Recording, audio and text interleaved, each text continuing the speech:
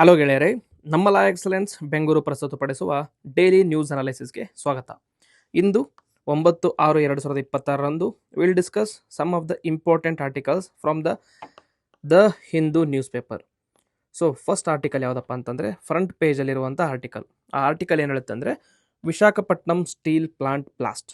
So ಇದು ನಮಗೆ important ಆಗುತ್ತೆ. ಯಾಕೆ ಅಂದರೆ ಬರುವಂಥ ಟೈಮಲ್ಲಿ UPSC ಮೇನ್ಸ್ ಇದೆ. UPSC ಮೇನ್ಸಲ್ಲಿ ಡಿಸಾಸ್ಟರ್ ಮ್ಯಾನೇಜ್ಮೆಂಟ್ ಅನ್ನುವಂಥ ಸಿಲೆಬಸ್ಸಲ್ಲಿ ಈ ರೀತಿಯಾದಂಥ ಕ್ವಶನ್ಸ್ನ ಜಾಸ್ತಿ ಕೇಳ್ತಾರೆ. ಸೊ ಹಾಗಾಗಿ ಇದನ್ನು ನೋಡೋಣ. ಸೊ ನ್ಯೂಸ್ ಸಮ್ಮರಿ ಏನಪ್ಪ ಅಂತಂದರೆ 8 workers were killed and 6 others sustained severe burn injuries in a major industrial accident. ಎಲ್ಲಿ ಅಂದರೆ Rashtriya Ispat Nigam limited in Visakhapatnam on 9th June 2026. Okay, so accident ಏನಪ್ಪ ಅಂತಂದರೆ it occurred in the steel melting shop when a ladle carrying molten steel exploded. ಅದರಿಂದ triggered a massive fire and caused the spillage of hundreds of tons of molten metal. This molten metal was reportedly being maintained at around 1600 degrees Celsius. 1600 degree Celsius ಅಲ್ಲಿ hot ಆಗಿರುವಂಥ molten metal ಅಲ್ಲಿ spill ಆಗಿ explode ಆಗಿ so fire incident ಆಗಿದೆ. ಇದರಿಂದ total ಆಗಿ 8 workers death ಆಗಿದೆ ಅಂತ ಹೇಳಿದ್ದಾರೆ. So prime minister has announced ex gratia compensation from the PMNRF while Andhra Pradesh has ordered relief and rescue measures. So ಇದು ಕರೆಂಟ್ ನ್ಯೂಸ್. ಸೊ ನಮಗೆ ಯಾಕೆ ಇದು ಇಂಪಾರ್ಟೆಂಟ್ ಅಪ್ಪ ಅಂತಂದರೆ this incident highlights critical issues related to ಏನು industrial safety and occupation health in India, fire and disaster management in hazardous industries, labour welfare and safety of the contract workers, enforcement of safety regulations in heavy industries, finally disaster risk reduction and emergency response mechanisms. ಇದೆಲ್ಲದಕ್ಕೂ ನಮಗೆ ಇದು important ಆಗುತ್ತೆ. So ಈ 5 points ಇದೆಲ್ಲ, ಈ 5 points ಮೇಲೆ 5 points ಮೇಲೆ UPSC ಮೇನ್ಸಲ್ಲಿ ಯಾವುದೇ ಆ್ಯಂಗಲಲ್ಲೂ ಕೂಡ ಕ್ವಶನ್ಸ್ ಬರ್ಬೋದು. ಸೊ ಸಾಧ್ಯತೆ ಅದಕ್ಕೋಸ್ಕರ ಈ ಟಾಪಿಕನ್ನು ಡಿಸ್ಕಸ್ ಮಾಡ್ತಾ ಇದ್ದೀವಿ. ಸೊ ಬ್ಯಾಕ್ಗ್ರೌಂಡ್ ನೋಡೋಣ. Industrial hazards in India. Industrial hazards ಅಂದರೆ ಏನಪ್ಪ? ಇಂಡಸ್ಟ್ರಿಯಲ್ ಹಜಾರ್ಡ್ಸ್ ಅಂದರೆ are the risks arising from industrial activities which may cause loss of human life, injury and disability, environmental pollution, property damage and economic losses. So ಇವಾಗ ವಿಶಾಖಪಟ್ಟಣಮಲ್ಲಿ ಆಗಿರೋದು it is an industrial hazard. ಯಾಕಂದರೆ it has resulted in loss of human life, it has resulted in injury and disability, it has resulted in property damage, also environmental pollution, ಜೊತೆಗೆ economic losses ಕೂಡ ಆಗಿದೆ. So major types of industrial hazards ಯಾವುದು ಅಂತಂದರೆ fire and explosion hazards such as ರಿಫೈನರಿಯಲ್ಲಿ ಆಗಿರಬಹುದು, steel ಪ್ಲಾಂಟ್ಸಲ್ಲಿ ಆಗಿರಬಹುದು, chemical industrial ಆಗಿರಬಹುದು, ಆಯಿಲ್ ಆ್ಯಂಡ್ ಗ್ಯಾಸ್ ಇನ್ಸ್ಟಾಲೇಷನ್ಸಲ್ಲಿ ಆಗಿರಬಹುದು. ನೆಕ್ಸ್ಟ್ ಅಂದರೆ ಕೆಮಿಕಲ್ ಹಜಾರ್ಡ್ಸ್, ಎಲ್ಲಿ ಟಾಕ್ಸಿಕ್ ಗ್ಯಾಸ್ ಲೀಕ್ಸ್. ನಿಮಗೆ ನೆನಪಿರಬಹುದು ಭೋಪಾಲ್ ಗ್ಯಾಸ್ ಟ್ರಾಜಿಡಿ ಯಾವುದಕ್ಕಾಗಿದ್ದು? It is a toxic gas leak. Chemical spills, hazardous waste accidents ಇದೆಲ್ಲ ಆಗುವಂಥ ಚಾನ್ಸ್ ಇರುತ್ತೆ. ನೆಕ್ಸ್ಟ್ ಮೆಕ್ಯಾನಿಕಲ್ ಹಜಾರ್ಡ್ಸ್, ಇದರಲ್ಲಿ ಎಕ್ವಿಪ್ಮೆಂಟ್ ಫೇಲ್ಯೂರ್ ಆದಾಗ, ಬಾಯ್ಲರ್ ಎಕ್ಸ್ಪ್ಲೋಷನ್ ಆದಾಗ, ಮಷಿನ್ ಆಕ್ಸಿಡೆಂಟ್ಸ್ ಆಗೋದ. Next electrical hazards, short circuits, electrocution, electrical fires, ಇದೆಲ್ಲದಕ್ಕೂ ಕೂಡ ಇಂಡಸ್ಟ್ರಿಯಲ್ ಹಜಾರ್ಡ್ಸ್ ಅಂತ ಕರೀತಾರೆ. So they are divided as fire and explosion hazards, chemical hazards, mechanical hazards, ಜೊತೆಗೆ electrical hazards. So ರೀಸೆಂಟಾಗಿ ಅಂದರೆ ಇಂಡಿಯಾದ ಹಿಸ್ಟರಿಯಲ್ಲಿ ಮೇಜರ್ ಇಂಡಸ್ಟ್ರಿಯಲ್ ಡಿಸಾಸ್ಟರ್ ಯಾವುದ್ಯಾವುದಪ್ಪ ಅಂತಂದರೆ Bhopal gas tragedy. So 1984 it is world's worst industrial disaster. Okay, union carbide ಅಂತ ಕಂಪ್ನಿಯಲ್ಲಿ cyanide release ಆಗಿ ಆದಂಥ ಡಿಸಾಸ್ಟರ್ ಇದು. Okay, so one of the most horrific incident in human history ಅಂತಲೇ ಹೇಳ್ಬೋದು. Next 2020 Vizag gas leak. ಇದೇನಾಗಿತ್ತಂದರೆ styrene gas leak resulting in deaths and injuries. Next boiler explosion in NTPC Unchahar, ಯಾವಾಗ 2017 major industrial safety failure ಇದರಲ್ಲಿ ಕೂಡ. Next Visakhapatnam steel plant blast in 2026. This highlights risk in metallurgical industries. So examples quote ಮಾಡಬೇಕಂದಾಗ you can quote these examples for industrial hazards in India. Next fire safety issues ಏನಪ್ಪ ಇಂಡಿಯಾದಲ್ಲಿ ಅಂದರೆ major ಆಗಿ fire safety issues ಯಾವಾಗ ಆಗುತ್ತೆ, ಯಾಕೆ ಆಗುತ್ತೆ ಅಂದರೆ ಇಂಡಿಯಾದಲ್ಲಿ ಚಾಲೆಂಜಸ್ ಏನಪ್ಪ ಅಂತಂದರೆ ಮೇಜರ್ ಆಗಿ poor compliance, safety audits often remain on paper ಅಷ್ಟೇ, ಕೊನೆಗೆ safety protocols are not uniformly enforced, ರೀಸೆಂಟಾಗಿ ದೆಹಲಿಯಲ್ಲಿ ಆದಂಥ ಫೈರ್ ಹಜಾರ್ಡ್ ನೋಡಬಹುದು, ಅದರಲ್ಲೂ ಕೂಡ ಇದೇ ಬಂದಿತ್ತು. ಏನಂತಂದರೆ ಸೇಫ್ಟಿ ಆಡಿಟ್ಸ್ ಅಥವಾ ಸೇಫ್ಟಿ ಪ್ರೋಟೋಕಾಲ್ನ ಪ್ರಾಪರ್ ಆಗಿ ಫಾಲೋ ಮಾಡಿದ್ದಿಲ್ಲ ಅಂತ ಹೇಳಿದರು, which is ultimately led to death of 5 to 6 people. Next, ageing infrastructure. Many industrial units operate with outdated equipment. Next, increase the risk of mechanical failure ಕೂಡ ಇರುತ್ತೆ. Next, ಇದಾದಮೇಲೆ very important ಏನಪ್ಪ ಅಂತಂದರೆ human ರಿಸೋರ್ಸಲ್ಲಿ ನೋಡ್ಬೇಕಂದ್ರೆ contract labour vulnerability ಜಾಸ್ತಿ ಇದೆ. ಅಂದರೆ contract workers may receive inadequate safety training.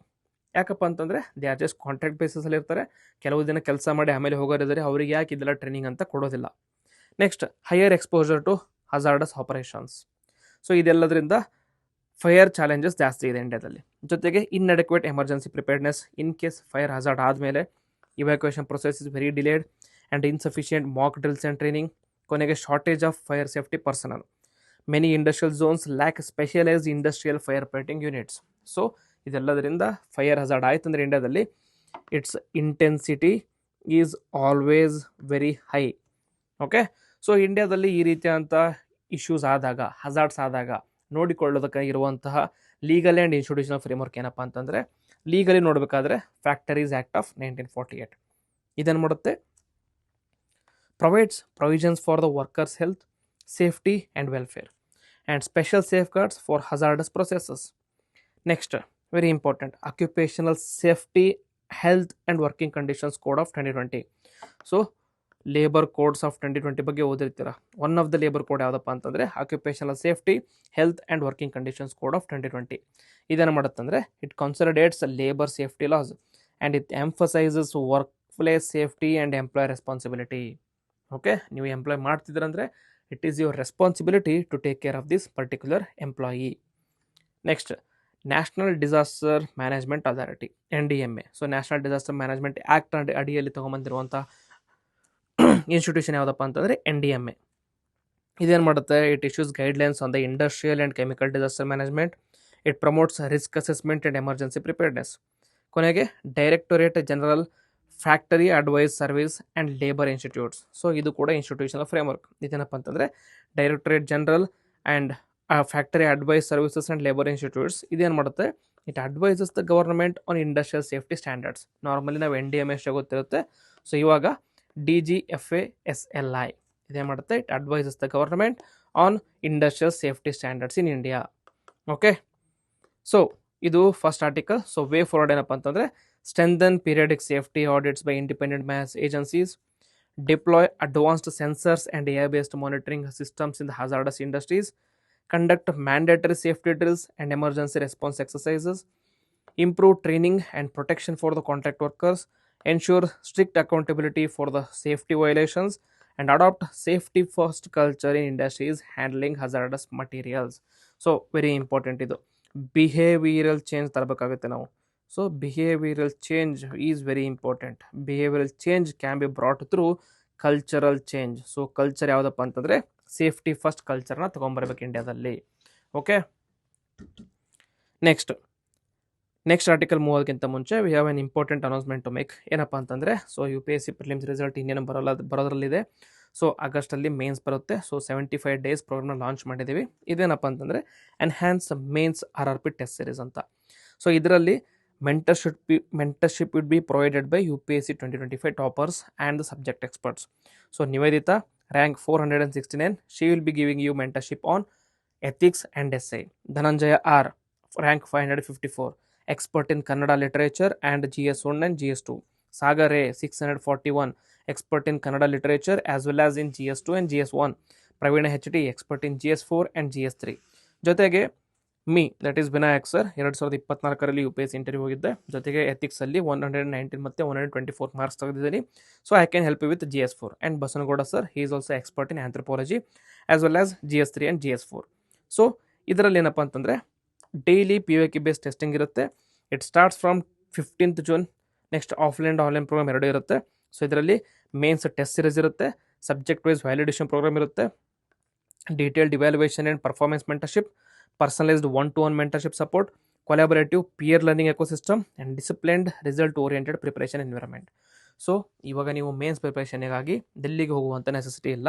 ಯಾಕಂದರೆ ಅಲ್ಲಿ ಇರುವಂಥ ಎನ್ವಿರಾನ್ಮೆಂಟ್ನ ಇಲ್ಲೇ ಕ್ರಿಯೇಟ್ ಮಾಡ್ಬೇಕಂತ ನಾವು ಈ ರೀತಿ ಒಂದು ಪ್ರೋಗ್ರಾಮ್ನ ಲಾಂಚ್ ಮಾಡಿದ್ವಿ. ಸೊ ಇದನ್ನ ಜಾಯ್ನ್ ಆಗಬೇಕು ಅಂತಂದರೆ ಇಲ್ಲಿ ಕೊಟ್ಟಿರುವಂಥ ಕಾಂಟ್ಯಾಕ್ಟ್ಗೆ ಕಾಲ್ ಮಾಡಿ ರಿಜಿಸ್ಟರ್ ಮಾಡಿ. ಜೊತೆಗೆ ಈ ವರ್ಷ ನಿಮ್ಮ ಪ್ರಿಲಿಮ್ಸ್ ಆಗಿಲ್ಲ, ಬಟ್ 2027ಕ್ಕೆ ಸೀರಿಯಸ್ ಆಗಿ ಅಟೆಂಪ್ಟ್ ಕೊಡಬೇಕಂತ ಇದ್ದೀರಂತಂದರೆ you might need some help in the sense ಮೆಂಟರ್ಶಿಪ್ಪಲ್ಲಿ ನಿಮಗೆ ಹೆಲ್ಪ್ ಬೇಕಾಗುತ್ತೆ.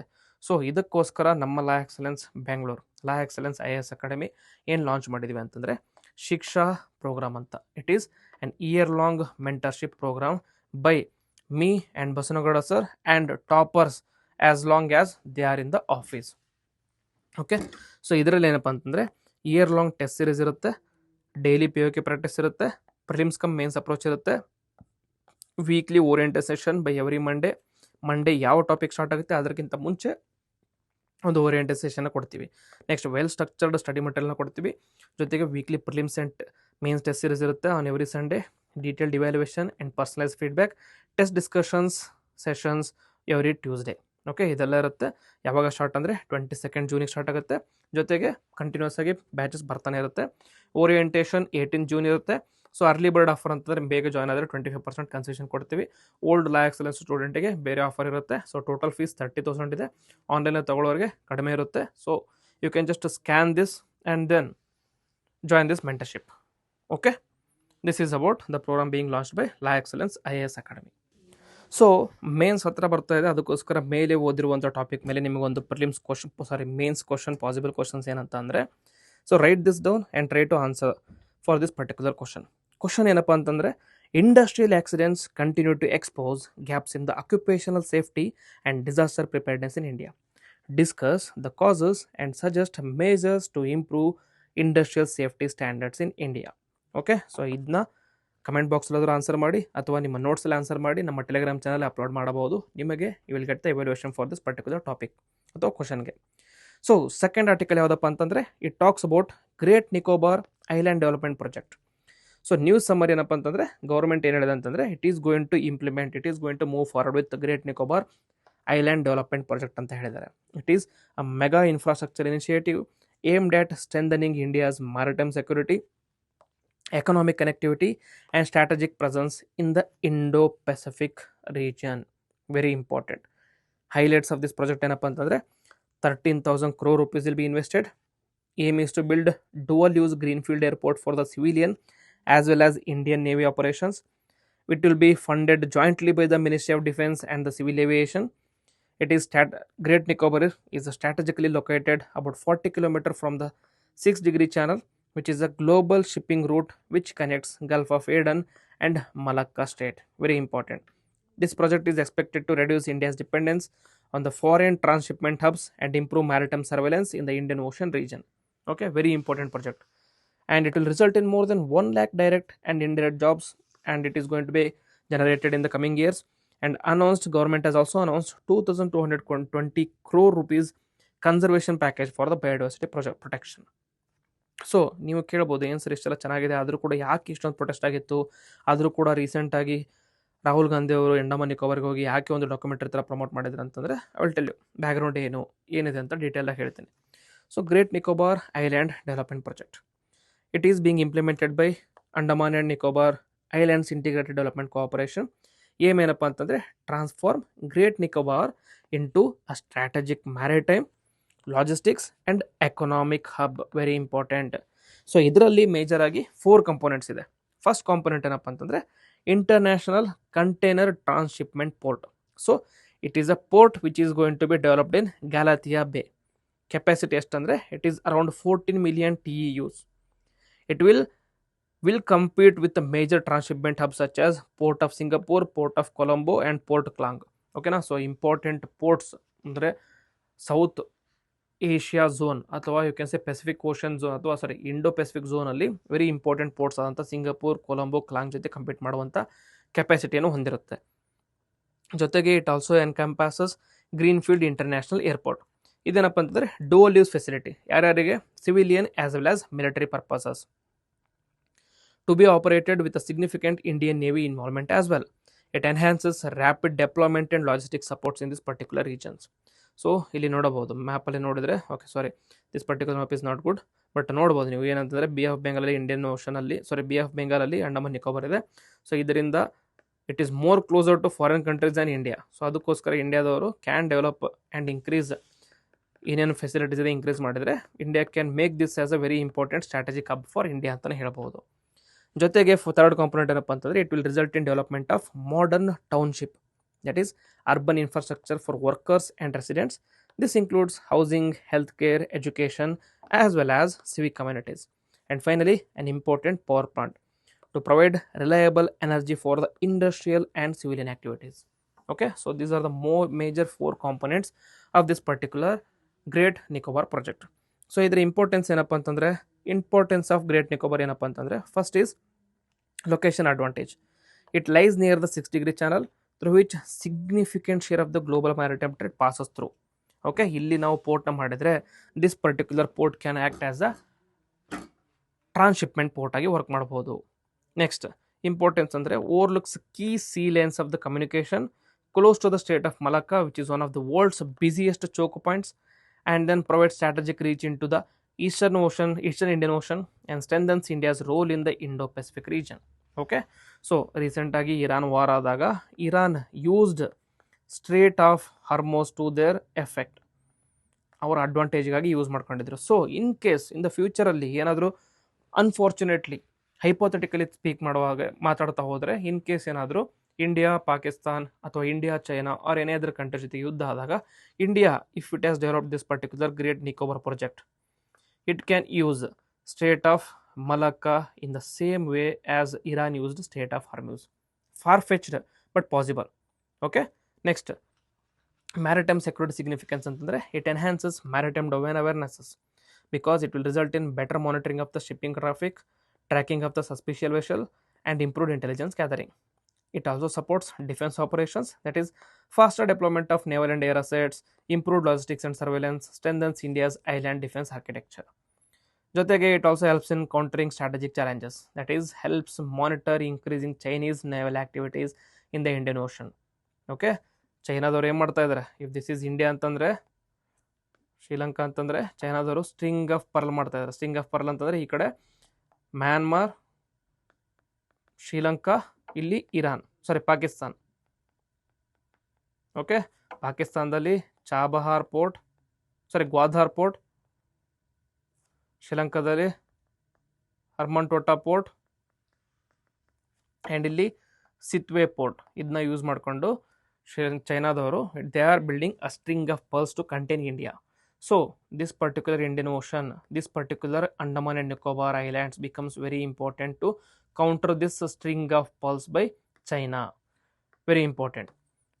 Next, economic significance ಏನಪ್ಪ ಅಂತಂದರೆ it will become a transshipment hub. It will going to give competition to Port of Colombo and Singapore. This project aims to reduce logistic cost, retain port revenues within India and improve export competitiveness. It also has the capacity to generate employment of more than 1 lakh direct and indirect jobs. But major issue ಯಾಕೆ ಇಷ್ಟೊಂದು criticism ಆಗ್ತಾ ಇದೆ ಅಂತಂದರೆ it is because of this environmental concerns.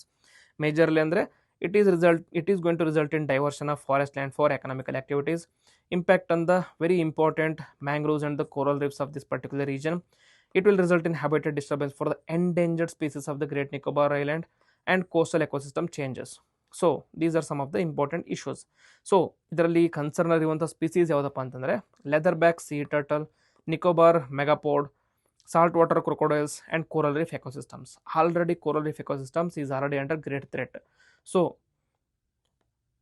with this particular developmental activity, it is going to have more pressure and stress on this ecosystem. ಅದಕ್ಕೆ oppose ಮಾಡ್ತಾ ಇದ್ದಾರೆ. ಜೊತೆಗೆ okay, ಇದಕ್ಕೆ ಗೌರ್ಮೆಂಟ್ ರೆಸ್ಪಾನ್ಸ್ ಏನಂತಂದರೆ government has provided extensive environmental impact assessment, ಜೊತೆಗೆ 2220 ಕೋಟಿ ಆದಂಥ conversation ಪ್ಯಾಕೇಜ್ನ ಕೂಡ ಕೊಟ್ಟಿದ್ದಾರೆ. Majority that is 81% of the island will remain under the forest, biosphere reserve and national parks and the tribal conservation areas. Government ಏನಪ್ಪ ಅಂದರೆ only the shores regions or the coastal regions of this particular island will be used for this particular project and the rest of the main land of this particular island will B protected only ಅಂತ ಹೇಳ್ತಾ ಇದ್ದಾರೆ government ಅವರು. But ಇದು ಕೂಡ ಯಾಕೆ waste ಮಾಡ್ತಾ ಇದ್ದೀರ ಅಂತ ಅಪೋಸಿಷನ್ ಅವರ ಕ್ವಶನ್ಸ್. ಜೊತೆಗೆ ಮೋರ್ ಇಂಪಾರ್ಟೆಂಟ್ ಕನ್ಸರ್ನ್ ಏನಪ್ಪ ಅಂದರೆ tribal concerns. So Andaman Nicobar island ಏನಪ್ಪ ಅಂತಂದರೆ these are some of the islands which houses few of the most vulnerable indigenous communities.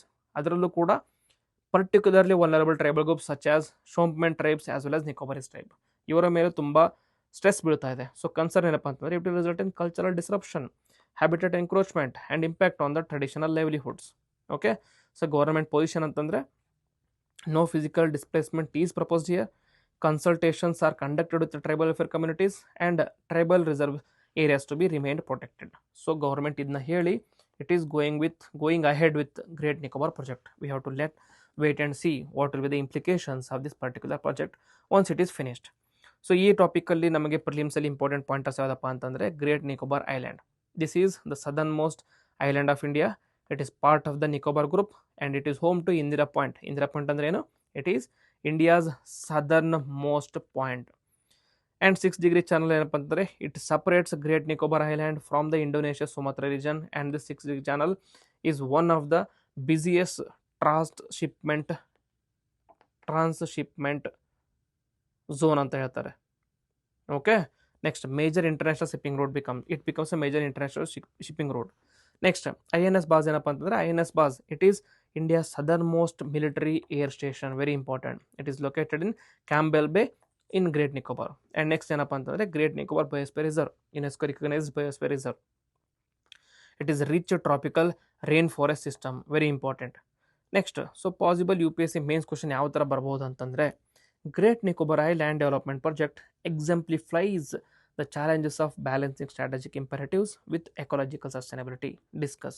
So this particular topic na ಅಥವಾ ಈ ಪರ್ಟಿಕ್ಯುಲರ್ ಕ್ವಶನ್ನ ಆನ್ಸರ್ ಮಾಡೋಕ್ಕೆ try ಮಾಡಿ comment ಬಾಕ್ಸಲ್ಲಿ, ಅಥವಾ ನಿಮ್ಮ ನೋಟ್ಸ್ ಪೇಪರಲ್ಲಿ ಬರೆದು ಟೆಲಿಗ್ರಾಮ್ ಚಾನಲಲ್ಲಿ ಅಪ್ಲೋಡ್ ಮಾಡಬಹುದು. Okay, and the third important article or news for today is about Zojila tunnel. ಏನಪ್ಪ ಅಂತಂದರೆ ನ್ಯೂಸಲ್ಲಿ ಏನಿದೆ ಅಂತಂದರೆ the Zojila tunnel is set to achieve its final breakthrough, marking a major milestone in India's strategic infrastructure development in this particular region. ಏನಪ್ಪ Zojila tunnel ಅಂದರೆ it is total of 13.4 kilometre length tunnel. Cost is built at a cost of 6,800 crore rupees. Altitude 11,578 feet, almost 3,528 meter ಎತ್ತರದಲ್ಲಿದೆ from sea level. It connects Kashmir Valley with Kargil, very important. It is world's longest single tube bidirectional road tunnel at this particular altitude, very important. And the time travel between Gandarbal and Kargil will reduce from 3 hours to just about 20 minutes. It is built in seismic zone 4, which is a highly earthquake risk region. So ಈ region ಅಲ್ಲಿ tunnel build ಮಾಡಿದ್ರೆ ಅಂತಂದ್ರೆ it is one of the civil engineering Marvel ಅಂತಾನೆ ಹೇಳ್ಬೋದು. Next, geographical location of Zojila pass ಎಲ್ಲಿದೆ ಅಂತಂದರೆ it is located on the greater Himalayas in the national highway 1, very important. It lies between Sonamarg, that is the Kashmir Valley, and Dras, that is Ladakh. This connects Kashmir Valley with the Ladakh Plateau and then located in the Gandarbal district of Jammu and Kashmir, very important. ಇಲ್ಲಿ ಮಾತಾಡ್ತಿರೋದು Zojila pass ಬಗ್ಗೆ ಮಾತಾಡ್ತಾ ಇದ್ದೀವಿ, Zojila tunnel ಅಲ್ಲ. Zojila tunnel ಏನು connect ಮಾಡುತ್ತೆ, ಕಾಶ್ಮೀರ್ ಮತ್ತು ಕಾರ್ಗಿಲ್ನ connect ಮಾಡುತ್ತೆ. ಬಟ್ ಜೋಜಿಲಾ ಪಾಸ್ ಏನು ಕನೆಕ್ಟ್ ಮಾಡುತ್ತೆ, ಪಾಸ್ ಅಂದರೆ ಏನು, ಕಂಟಿನ್ಯೂಸ್ ಆಗಿ ಮೌಂಟೇನ್ ರೇಂಜಸ್ ಇರುತ್ತೆ. ಸೊ ಪಾಸ್ ಆಗೋದಕ್ಕೆ ಜಾಗ ಇರೋದಿಲ್ಲ, ಥ್ರೂ ಆಗೋದಕ್ಕೆ ಪ್ಲೇಸ್ ಇರೋದಿಲ್ಲ. ಬಟ್ ಈ ಥರದಂಥ ಮೌಂಟೇನಸ್ ರೀಜನ್ಸಲ್ಲಿ ಕೆಲವೊಂದು ಹತ್ತಿರ ಗ್ಯಾಪ್ ಇರುತ್ತೆ. ದಿಸ್ ಪರ್ಟಿಕ್ಯುಲರ್ ಗ್ಯಾಪಿಗೆ ನಾವು ಪಾಸ್ ಅಂತ ಕರಿತೀವಿ. Through this pass vehicles etcetera move ಆಗ್ಬೋದು. Okay, next important geographical significance ಏನಪ್ಪ ಅಂತಾರೆ, acts as a gateway to Ladakh from Kashmir, situated between Sindh river valley and Dras valley. Strategic importance ಅಂದರೆ defence significance, all weather connectivity to Ladakh, very important, especially we are facing with the double pronged threat ಯಾರಿಂದ ಅಂದರೆ Pakistan as well as China ಇಂದ. ಅದಕ್ಕೋಸ್ಕರ this particular tunnel is very important in strategically. It will help in the movement of troops, equipment, supplies to areas near the line of actual control, and reduces dependence on the seasonal stocking before winter. Next, economic significance ಏನಪ್ಪ ಅಂತಂದರೆ boost tourism in Ladakh and Kashmir, improves trade and regional integration, ensures uninterrupted supply of essential goods, etc. etc. Next, UPSC prelims pointers ಏನಪ್ಪ ಅಂತಂದರೆ normally UPSC tends to ask match the following type of questions ಇದರಲ್ಲಿ. So Zojila pass ಏನಿದೆ, it connects Kashmir valley and Ladakh. Khardungla, it connects Leh and Nubra valley. Fotula connects Srinagar and Leh highway, and Nathula, it connects India and China border. Okay, so this is a small topic mainly important for prelims. Okay, next one the editorial ನೋಡ್ಕೊಂಬರೋಣ. ಈ editorial ಏನಪ್ಪ ಅಂತಂದರೆ heading India Oman CEPA. So ಏನು ಹೇಳ್ತಾರೆ ಅಂತಂದರೆ it is talking about India Oman comprehensive economic partnership agreement, trade ಬಗ್ಗೆ ಮಾತಾಡ್ತಾ ಇದೆ. ಸೊ ಕೋರ್ ಆರ್ಗ್ಯುಮೆಂಟ್ ಏನಿದೆ ಅಂದರೆ editorial argues that the India Oman comprehensive economic partnership agreement which came into force in 1st June 2026 is a significant step in India's trade. Very important. So key highlights ನೋಡ್ಕೊಂಬರೋಣ. key highlights ಏನಪ್ಪ ಅಂತಂದರೆ growth in bilateral trade. India is among Oman's largest trading partner. Bilateral trade increased from 8.94 billion to 11.18 billion in just over a year. This indicates increasing economic complementaries between the two countries and major trade benefits ಎರಡು ಕಂಟ್ರಿಗೆ ಆಗೋದು ಅಂತ ಏನಪ್ಪ ಅಂತಂದರೆ duty free market access. Oman has granted duty-free access to 98.08% of tariff lines, which covers 99.38% of Indian exports by value. Okay. Next, before CAPA, only 15.33 Indian exports enjoyed zero duty under the MFN regime. Ivaga 98.08 tariff lines. Very important. Is going to boost export to a next level. Next, expected beneficiary sectors are textiles and apparels. India already dominates Oman's apparel imports. Removal of the 5% tariff increases competitiveness against the Chinese goods. Chemicals. India supplies nearly 39% of Oman's inorganic chemical imports. This duty-free access is expected to further strengthen India's position in this particular aspect. And engineering goods. Oman imports large quantities of machinery and automobiles. ಜೊತೆಗೆ India's current market share remains relatively low, but CEPA creates an opportunity for exemption with 0% tariff lines. Okay. Next, pharmaceutical kuda. Fast track regulatory approvals for the products that are already approved by the major international regulators, reduce the compliance burdens, and it will result in faster market access and increase export competitiveness. Food products. Duty-free access for meat, eggs, honey, butter, processed foods, etc. etc. ಇದರಿಂದ it is going to improve food processing industry of India. Okay. Next, trade facilitation measures ಏನೇನು ಮಾಡಿದ್ದಾರೆ ಅಂತಂದರೆ this agreement goes beyond just tariff reduction. So comprehensive economic partnership agreement CEPA ಅಂತಂದರೆ it is not just about tariff. Tariff is just one component of this particular agreement. ಇದರ ಜೊತೆಗೆ ಏನೇನಿದೆ ಅಂತಂದರೆ regulatory simplification, recognition of certificates issued by the India's Export Inspection Council. So India's Export Inspection Council ಏನಾದರೂ ಸರ್ಟಿಫಿಕೇಟ್ನ issue ಮಾಡಿತ್ತು ಅಂದರೆ ಅದೇ ಸರ್ಟಿಫಿಕೇಟ್ನ Oman ಕೂಡ consider ಮಾಡುತ್ತೆ. ಇವಾಗ ನಾವು Oman will not again test that particular export ಮತ್ತೆ ಇನ್ಸ್ಪೆಕ್ಟ್ ಮಾಡುವಂಥ ನೆಸೆಸಿಟಿ ಇರೋದಿಲ್ಲ. This will result in acceptance of India's organic certification system and halal certification framework. So halal certification ಅಂದರೆ it is provided for the meat especially consumed by Muslims. Next, faster custom procedures, that is streamlined customer clearances, fast track processing for the perishable goods, reduce the transaction cost. So ಇದರಿಂದ it will become fast and more competitive ಅಂತ ಹೇಳ್ಬೋದು.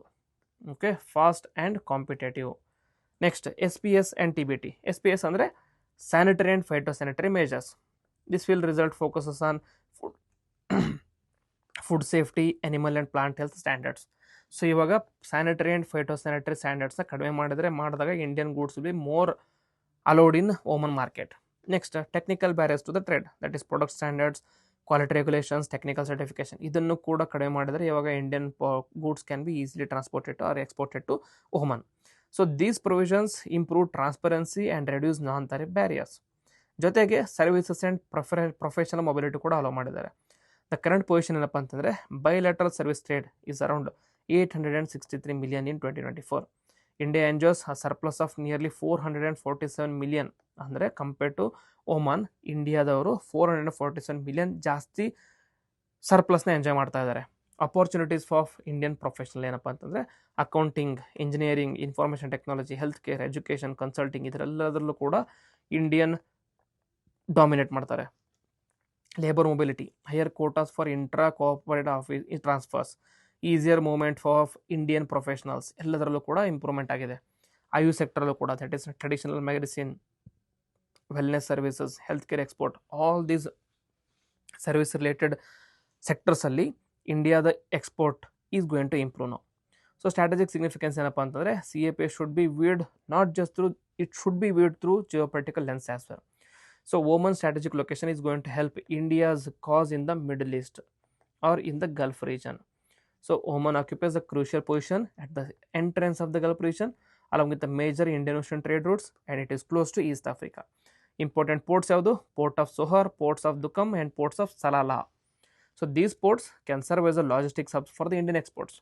Gateway function ಏನಪ್ಪ ಅಂತಂದರೆ this SEPA enables India to access Gulf market more effectively, expand trade with East Africa and strengthen India, Indo-Pacific and West Asia economic growth. So analysis ಅಂದರೆ positives, export opportunity ಜಾಸ್ತಿ ಆಗುತ್ತೆ, tariff ಕಡಿಮೆ ಆಗುತ್ತೆ, service export ಜಾಸ್ತಿ ಆಗುತ್ತೆ, professional mobility ಜಾಸ್ತಿ ಆಗುತ್ತೆ, strengthens India's engagement with the Gulf region and supports diversification of trade partnership, helps integrate India into global value chains. Challenges ಅಂದರೆ trade agreements alone do not guarantee export growth. ಹೆಂಗೆ export growth ಆಗುತ್ತೆ ಅಂದರೆ domestic ಮ್ಯಾನುಫ್ಯಾಕ್ಚರಿಂಗಲ್ಲಿ ಕೂಡ improvement ತರಬೇಕಾಗುತ್ತೆ. Domestic manufacturing and service ಸೆಕ್ಟರಲ್ಲಿ ಕೂಡ improve ತರಬೇಕಾಗುತ್ತೆ. ಕೊನೆಗೆ Indian firms must improve competitiveness, quality standards and logistic efficiency. MSME needs awareness and support to utilise CEPA benefits like sanitary and phyto sanitary ಆಗಲಿ, next technical trade barriers ಆಗಲಿ, ಇದೆಲ್ಲದರ ಬಗ್ಗೆ ಕೂಡ MSMEಗೆ ಒಂದು ರೀತಿಯಂಥ ಅವೇರ್ನೆಸ್ ಇರಬೇಕು. ಆವಾಗ they can meet this SPS and TNT standards. Next, effective implementation and regulatory coordination will determine the success, and geopolitical uncertainties in West Asia may affect the trade flows. Okay, so these are some of the articles which I wanted to discuss with you today. So ಇದು important articles ಇದೆ. ಬೇರೆ ಯಾವ್ದಾರು article important ಇತ್ತಂದರೆ comment ಬಾಕ್ಸಲ್ಲಿ ಹಾಕಿ, ಬರುವಂಥ ಕ್ಲಾಸಲ್ಲಿ will cover that articles as well.